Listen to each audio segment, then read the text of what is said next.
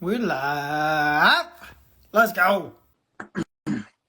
Um, welcome home. Oh yeah, thank you so much. Yeah, I just got back, and Chicago's been ice cold, but I don't mind the cold. Unlike some people, I actually kind of enjoy it. So I think seasons in our neighborhood, in our neighborhood, represent seasons in our life, and for me, I always am trying to introspect to understand what season am I in. And am I in winter, where everything is died off and I'm getting ready to start something new? Am I in spring, where things are starting to grow? Am I in fall, where I'm trying to shed some of the distractions in my life? Am I in spring, summer?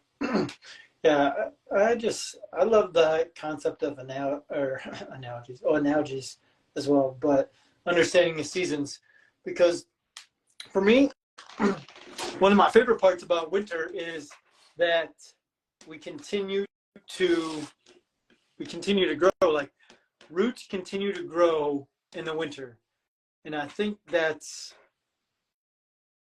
just a very interesting thought, because although we don't see anything blossoming and growing on the outside, we're growing more than ever on the inside, and growing deeper. How is it unable to join? This is the most every freaking time, man. I don't get it. Should not be this hard to figure out how to work the Instagram Live. When someone joins, anyone who can see their live videos can also watch this one. Request to join. Oh yeah, oh yeah. So yeah, now I think now that now you join. Yeah, this I think that's the that's the key. If they can, if you can actually join the room and then request to get on the stream, it's much easier. Hey, Jonathan. What's happening? How are you? We need to iron out our Instagram Live process, because every time I try to do it, it's all fucked up. It's so annoying. I thought we was doing Google Meet, so I was on Google Meet, and then I saw your invitation, so I just jumped over here. Oh yeah, beautiful. No, I'm doing super well. You got to talk to my partner before, so I'm super glad we got to connect finally. I just got back from Phoenix. Yeah. Oh, nice. I was in Arizona visiting my brother and sister-in-law and my niece, nephew, and baby niece. So nice. It's always nice to go see things. What about you? What have you been up to this week? I'm just busy with work. I work for Madison Square Garden, so we're doing a lot of stuff with the Sphere, and just been real busy with that. We finished the flip in Philly, so we have that on the market. So we're just trying to get that sold, but just busy planning for the holidays. Did you say a flip in Philly? Oh, yeah. Interesting. Are you flipping in any other markets besides Philadelphia? Well, I did just complete a flip, maybe June in Oak Park out in Chicago. Oh, beautiful. Yeah. So I'm more interested in getting to know you on like a deeper level. What's your can I ask you other questions? Like, what was your childhood look like that got you driven to become such a successful real estate investor? Where'd you grow up? Did you have a lot of brothers and sisters? Did you get picked on? Were you always so naturally beautiful? Like, what's your story? So I grew up poor, like a lot of Black people that I know, but I didn't know I was poor because my mom made it happen. But Section 8, welfare, the whole nine. But I always knew when I was young that I was meant to have a big life. I didn't know how it was going to happen, but I knew that I was meant to have a big life. So I always did well. Was bullied. I was jumped a lot. All of that stuff. But I stayed the course in the things that I wanted to do. So I was in. I went to gifted and talented school for academics and art. And all of the adults that came into my life, they really encouraged me to, hone those skills and to not be discouraged, right? And it's important to be around individuals like that because they help you see beyond yourself. Because sometimes when you're in a situation where you feel like you have no hope, people that can see your situation from an objective view, they can give you advice and see, the greatness that's in you that you may not see for yourself just yet. So I'm fortunate that I've had a lot of individuals like that around me. So I credit that. And then just, my mom was really strong. Even though she had a lot of hard knocks in her life, I learned how to be really strong and resilient and have a lot of grit due to her. So 3 sisters. I'm the oldest of 3 girls. So I've been like a mini mom since I was, young. And it taught me a lot of responsibility. And it taught me that I could have a family. But yeah, so I wanted to, get into real estate because I learned that it was a great vehicle to build wealth, and it was something that I'm pretty good at. I've come to learn. So I'm excited about, the things that I'm doing and, where we're going with the business. You're breaking up a little bit on my end. Am I super smooth on your end? Yes, you are. Oh, okay. Did you hear anything? Yeah, no, I heard you. It was just a little choppy, so I don't know if it's Okay. your internet, and I don't know if it's choppy for everyone else. But anyways, yeah, I mean, I heard you. Yeah, you said you grew up Section 8 welfare, the whole 9 yards. For someone else who's in that similar situation, like it always seems to me like if someone doesn't see a way out, how can they find their way out? So like, what did you see to know at a younger age that you were meant to do bigger things? Like, how did you have that foresight, and where did you look to start changing what you were seeing so that you could change the way you were living? So we had a part of our family that was pretty well-to-do, like really well off. And I went to a Christmas party at one of their homes, and they had like this palatial estate, not even a house, an estate. And they had like this 2-story foyer tree. It was a Christmas party. They had catering. They had people handing out drinks. And I was just so enamored with everything that I saw.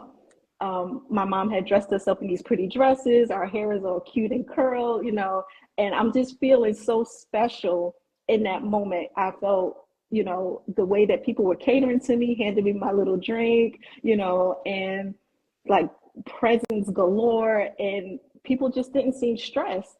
And I said, I want this life. I want to be catered to, and I don't want to be Let's stressed. go. And, that made a huge impression. It made a huge impression on me.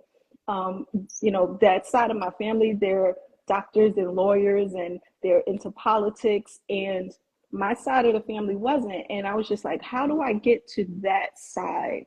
So I knew that, once I became old enough, I was able to, put forth my own path. And I decided to go into IT because I knew that that was the path of least resistance to get to make a lot of money really quickly. So, I make multiple 6 figures in my work, and I'm able to curate that kind of life for myself. And that was a catalyst for me going to that Christmas party on the other side When of was my family. that? How old were you when that was happening? I was Oh, probably like 6 or 7. so I that was really young. little. Well, so that was Yeah, kind of like the aha moment of knowing that you wanted to do something different. And then would you absolutely. say it was your mother that provided you the resources to do something different? So my mom, she was like bougie in her own way. Like she had fur coats You know, she had her diamond, she had a little white dog. She had like these big moments in our Mm-hmm. small life. And I could see through her eyes, she aspired to have more as well. But I don't think she was given the tools because of how she grew up. But having those glimpses into those things, it made me realize that yes, I can have more. Yes, I want these more fancy things. I don't want to have to worry about if there's food in the refrigerator or if the lights are going to get cut off, because that was also my experience as well. I was like, I want the bougie things. So she gave me the tools that she had to give, because you don't know For what you sure. don't know, right? So she instilled in me, you know, my tenacity and my curiosity, and that's what helped, you know, push me forward in my own Mm. life. And so after 6 or 7, was there any other turning point as a young teen or adolescent that, like a class in high school or a group that you were in or any other thing that you recall that kind of made an inflection point to get your trajectory going further up again? Yes. So I went through a lot of tumultuous issues. There was one time that I was living on the street for a little while and almost got caught up in a drug raid, and that made me stop hanging with those type of people, because I was scared straight. I didn't even have to go to jail to the program. I was scared straight from that situation, and then I decided I want to go into Job Corps because I don't want anyone to be responsible for me, because I felt like all the adults in my life weren't really looking out for my best interests because everybody was struggling. And when everyone is struggling, you really have a hard time looking out for others. So that was my pivotal point, because I had an aunt on the other side of the Mm. family where the wealth was, that said, I don't want you to do that. I want you to have a regular, normal teenage life. Come live with me. And that changed the Oh, so trajectory of my when life did you move in with your completely. aunt? I was about 15 years old. Yeah, that's amazing. And Yeah. And that's a very pivotal time because, you know, there's a lot of peer pressure. You know, life can go left really quickly during that yeah, time I and, mean, and age. for sure. There was no doubt. Like I grew up middle class of middle class in Elgin for sure, but all of my friends, all of us listened to a bunch of rap music, a bunch of. I remember when Dr. Dre's album came out, The Chronic, and my dad had to buy it for me because it was like 18 plus. But then all of a sudden, I thought it was cool to sell weed, and and then I'm falling into these same traps, and I don't even have the same like setting that you were probably in, but it's still like even in whatever environment we're in, like our environment is always stronger than our willpower. And especially during that like age, right, those teenage years where you are so Mm-hmm. susceptible to trying to fit in, that at least for me, that I was willing to do whatever whatever I thought was cool Mm-hmm. to feel secure about myself because of all of like the insecurities that happen during that time. And for me, it was like being bullied, getting it's like, and so it's like, and you don't really know what's happening during that time because you're still building your own emotional intelligence to understand who you are. Um, but yeah, it was Mm-hmm. for me. It's I was like I got arrested when I was 16. Then I got kicked out of college for selling drugs. The Central Iowa Drug Task Force raided my Oh, room. Yeah, why? I got booted out of school, and so it was like um, it was just so obvious that that I was trying to you know create this image of someone that I wasn't. Uh, and then I would just say by the blessing of God, I would continue to be able to stay out of like serious trouble. Now, luckily, marijuana is legal now, so any charges ended up getting dropped anyways. But yeah, it's just it's a wild setting to look back and like see how much those times were influenced by other people opposed to like influenced by myself. Would you say Right. the identity of your aunt is someone kind of like you looked up to and role modeled? I absolutely did. She she gave me normalcy. Like there was a set time for dinner. Everybody had to go to church, every Sunday. There was a lot of structure that I didn't have previously. And she just opened my eyes up to a lot that I didn't even realize in myself. She was just like, you know, you haven't been in school for 6 months, but you go to school and you test off the charts. She was like, that's a testament of, the fact that you don't need to be on the street. You should be creating a life for yourself. And, her encouragement made me feel like I could do it. And like I said, she really changed the trajectory of my life. If she hadn't come along, I really don't know what I would be doing, Are to be you honest. after you moved in with your aunt, were you still in contact with your mom? Yes, yes, but off and on, for a myriad of reasons. But What yeah, about she your was dad? still she was still Was he around. ever involved in your life early on or no? No, I saw him maybe twice, and a lot of people, they'll say, they have a lot of effects in their life due to their father not being around. I don't have that because there was never an impression Mm. to be made for me to be upset in his absence. I just knew my mom. My mom was everything. So I never had an issue, with daddy issues or anything like that, to my knowledge. Um, yeah, it was always the women in my life that really bolstered me up and helped me move Yeah. forward. Well, and I think that would make sense, right? And because even like when I look at your Instagram, it's like such a strong, powerful source of energy is what I feel when I go to your page. And it's interesting for me because I wonder if like, have you noticed at all like in your relationships that for me, like my mom passed away 12 years ago, and I didn't even realize it until even more recently, but because I had that void of love that I was missing, which I guess you never actually even received as a child. But for me, it's like then I was automatically attaching a lot of my identity into the relationships I was in previously. So, would you say that you found like in your personal relationships that you've had any of those type of struggles? No. So I have the complete opposite experience than you did, Jonathan. I was a loner. I like being by myself. I never had an issue with peer pressure to the extent where people would, convince me to do, criminal things. I only had like two friends in high school, and those are still two friends that I have now. I like, just doing my own thing and being solitary. So I never had a need to be around a lot of people or a need to be in a relationship. I like kind of like rocking out by myself. It is amazing that I wound up getting married because I never wanted to get married, but my husband, he's a special egg.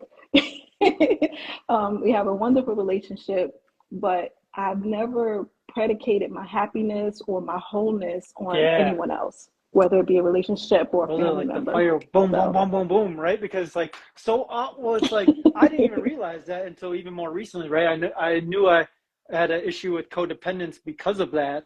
Um, but I think a lot of it, at least in my opinion, like ties back to our childhood and how we were raised and where we raised as kind of, confident, secure children on our own, and it's like you always had that. And then it's like funny because it's like you were okay with yourself. And I think like that's when we actually find the person that we're meant to be with is when we are the most secure that we can be ourselves. Because once we're secure with ourselves, and for me, like my order goes God first, myself, then my spouse. But if I put them in that order, mhm. then I can be 100% whole for that person. But if I'm not 100% whole with, Right. my creator and myself, there's no way I can be 100% with someone else. Right, right. And I did learn that hyper solitary or hyper independence, it is a trauma response. So I do recognize that, but for me, it served me well in my childhood and in my adolescence and my teens and my young being a young mom because it allowed me to make sure that I relied on myself and I couldn't be disappointed or hurt by some external force because I'm not dependent on those things. So it worked out, I Yeah, think. of course it did. It made me really resilient, and to just know, like, if things get tough, I know I can rely on myself and I can get through So it. you moved in with your aunt at 15. Then what happened what happened when you turned 21? Anything special around that time? When I was 21, I was out on my own. I was already a mom to a 2 year old at that point. I was going to school. I was working. Even back then, I wanted to get into real estate, but there was no like social media or anything like that to get this information. So there was like guys, in the area that was doing like fix and flips and things like that. And I got in contact with one of them, and I was like, I want to buy a duplex, not even understanding the real benefit of it, other than growing up in poverty and just wanting to have something for myself, right? Something for my daughter. And what happened was the guy that I knew, he was buying properties with dead people's social security numbers. So I dodged a bullet because that whole situation didn't work out. But it's always been, at the back of my mind that I need to get into real estate. I want to be wealthy, and this is how I do it. I just didn't have like the mentorship or just the good information to make that happen. So I just did, what everybody else do. You go to school, you Hmm. work, you follow the status quo, basically. So that's what I So was then doing at 21. what pivoted you to bring the real estate light? Funny enough, the pandemic was so pivotal for me and my family's life because, when everything got shut down in March of, was it 2020, all you could do is be online, right? You're scrolling endlessly. And I just happened to come across a rabbit hole of real estate, buy a multifamily, live in one unit, cash flow, appreciation, like all of these buzzwords. So this, it's just making sense to me. It's clicking. It's like going back to what I wanted to do like years ago. And I finally found someone that I thought was credible. His information was credible, that he wasn't a scammer. And I just delved deep into his program. I talked my husband into buying his mentorship. And once we finished the mentorship, we went out and we executed. I bought a 4 unit in Chicago, and then we started doing fix and flips in Philly. Who was the mentor? His name is Doug Depp. Okay. Yeah, Doug Depp. that's crazy Yeah. too. And I don't think it's I think it's like super typical if we're doing it. That's not even the right wording, but basically, right? Everyone can look at the pandemic and go this way, and then other of us can go that way. It's like for me, it's like I'm Mm-hmm. always trying Mm-hmm. to see which way everyone else is going, and then go the opposite way. Uh, Easy way I do that is like when everyone else gets off the train and jumps on the elevator or the escalator, I jump on the stairs. Anything I can do to go counterculture has been like a blessing in my life. And Mm-hmm. I think too often than not, when everyone's panicking, it's easy to panic. Yeah, but opposed to being Mm-hmm. like, oh wow, like this is actually my time to do work on myself and to elevate where I'm at. Did you just have like an aha moment, or you just said you were scrolling online and found it and then just dove with both feet in?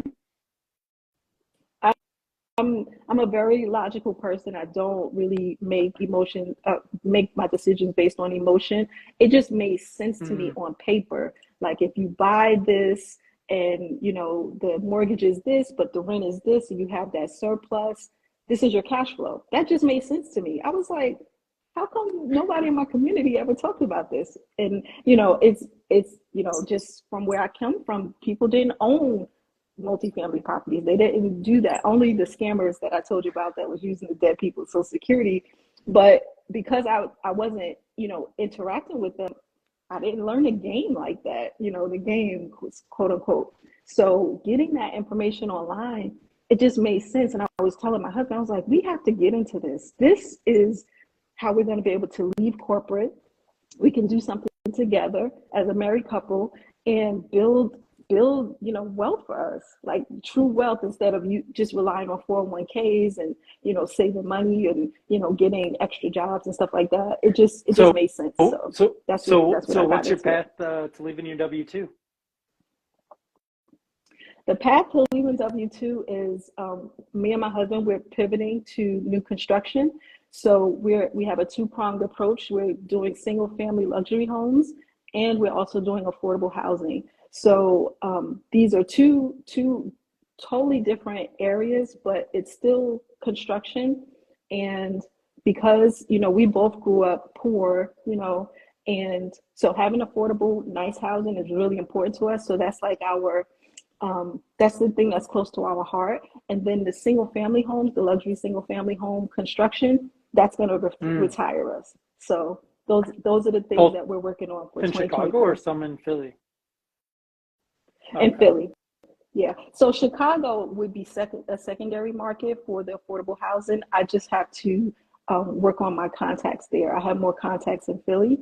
And so getting a foothold there is easier, and then I can move to Chicago because Chicago needs affordable housing as well. And we need more affordable housing than we can provide.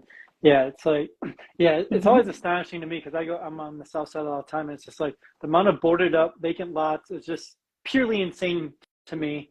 That it's like, Absolutely. And then on top of it, it's like you have investors who want to go and invest, but it's almost like so hard sometimes, even working with the city, to get through the red tape that it's like not even worth the time to invest there. So it's like something has to change in our economy and our government or our municipality to encourage way more, development in those areas, because, my end goal is like, I would love to have 10,000 units down on the south side, but with the end goal of, if you sign a lease with us, our end goal is to get you to actually buy a house, and turn you from tenant to property owner. And that's an amazing initiative. And I think the crux of that, especially for us smaller investors, is a grassroots effort. Like, people like us, coming together and having like a real plan to present to council members and to aldermen and say, hey, if you give us this land, this is what we're going to do with it, and make it a win-win for everyone. That's what I'm learning for what we're trying to do in Philly. And we're just replicated in Chicago. And, Jonathan, I would love to work with you on something like that. But I think the crux of it is to get educated, have a mentor. And I know that we talk about that all the time. If you want to get into real estate and you want to do it well and not lose a lot of money and get frustrated and quit, get a mentor to help you through, and then get knowledge. Like, I'm learning now that to do something big like what you want to do, 10,000 units, you have to be involved civically. You're going to have to, become a council, be part of the council and go to those meetings and, just create your own buzz so that they'll want to, get in contact with you and say, hey, how can we work together? I 100% agree. As much as I want to stay away from that, it's like there's no way around it as you continue to grow. So, and I don't think, like, if anyone learns anything, it's like, the one thing I'd say more often than not is it's just like, if you can develop the skill of learning from other people and learning from their mistakes, opposed to trying to figure it out yourself, which is something I was just horrible at for a long time. But your life will change, and you'll be able to scale your business exponentially faster than your trajectory. Absolutely, your trajectory will go so much faster because, like you said, you're avoiding those mistakes that they made. And that's, people will say, oh, mentorship costs too much. I want to know, how can I avoid spending $50,000 going down the drain because I didn't know something that a mentor could have taught me? So I find that to be extremely valuable. And it, like I said, it's helped us tremendously. Like, who else would just jump out there and do a flip and not know anything about what goes into it? We had to get mentorship for that, and it's been successful. So, and we're just, the reason why we're pivoting to new construction is because, as you already know, when you open up a rehab, you have no idea what's going on behind the walls until you open it up. So you can control your budget, your overhead, all of that with new construction. So it's just a win-win overall. Like, it helps us level up in terms of our offering, and it also addresses a housing crisis. I love that. All right. Well, I've got to roll. I thought I thought we was talking about kitchens Oh, today, really? Yeah. Jonathan. Yeah. Sometimes I just go completely off script, so that's totally my fault. We're trying to iron out our process. We're gonna link back up again. We might talk about kitchens. We might talk about childhood trauma. You never know with me. But no, I really appreciate it because your transparency and vulnerability is something that I think a lot of people can benefit from. And I just know in my life, once I started to open up and really kind of be who I was supposed to be, like my life changed incrementally, and it seems like it did for you too. So I appreciate you hopping on with us, and I really Yeah, want to do it again soon. absolutely. Thank you so much. Thank you everyone for joining. I'm sorry, I have a hard time reading the questions and answering the host questions. So if you have any questions for either one of us, just DM us. We're always happy to answer any questions. But thank you so much, Jonathan. This was a lot of fun. And I can't wait to get back to Chicago because we Yeah, have to let's meet do up it. All right. together. I'll talk to you soon. All right. Yeah.